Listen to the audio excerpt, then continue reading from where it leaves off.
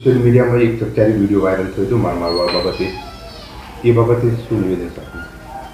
એ જે video viral થયેલો એ 17/2/2025નો video હતો અને એમાં તમને જેમ કે જોવા મળે છે કે અમુક માણસો છે એક જે માણસ છે એને મારી રહ્યા છે. એ જે ઈજા પામનાર છે એ વ્યક્તિ જયમીન વરદભાઈ ત્રિવેદી એનો જે તે સમયે જ પોલીસ દ્વારા એનો સંપર્ક કરી અને એમને કોઈ ફરિયાદ હોય તો એ આપવા માટે જણાવવામાં આવેલું હતું, પરંતુ જે તે સમયે એણે ફરિયાદ આપેલ ન હતી અને આજે એ જે છે પોતાના પરિવારના સભ્યો સાથે ચર્ચા કરી અને જે આરોપીઓ છે એની વિરુદ્ધમાં ફરિયાદ આપવા આવેલા એટલે મોડાસા ટાઉનમાં આજે ફરિયાદ નોંધવામાં આવી છે.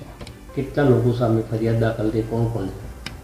એમાં જે આરોપીઓ છે એમાં ટોટલ 6 આરોપીઓ છે. એક રણજીતસિંહ ભીખુસિંહ પરમાર, નરેન્દ્રસિંહ ઝાલા, કિરણસિંહ ભીખુસિંહ પરમાર, અમીશ પટેલ, ચિરાગ પટેલ અને એક જે છે એ અજાણ્યો ઈસમ છે. આમ ટોટલ 6 વિરુદ્ધ અત્યારે ફરિયાદ નોંધવામાં આવી છે.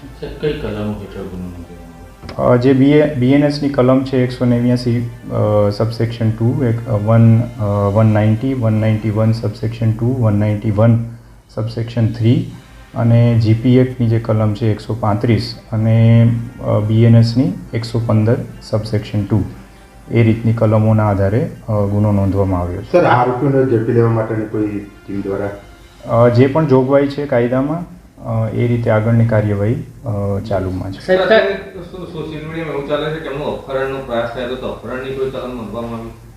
જે હાલના તબક્કે જે ફરિયાદી દ્વારા નિવેદન આપવામાં આવ્યું છે એ આધારે જે મેં આપને કલમ જણાવી એ પ્રકારે ગુનો બને છે એટલે એ અત્યારે નોંધવામાં આવ્યું છે. તપાસમાં જે પણ સામે આવશે એ રીતે આગળની કાર્યવાહી કયા કારણોસર સાહેબ માર માર્યો તો એવું કહીએ?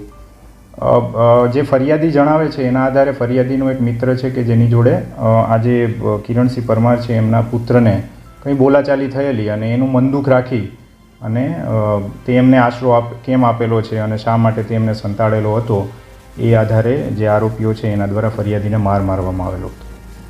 ઓકે.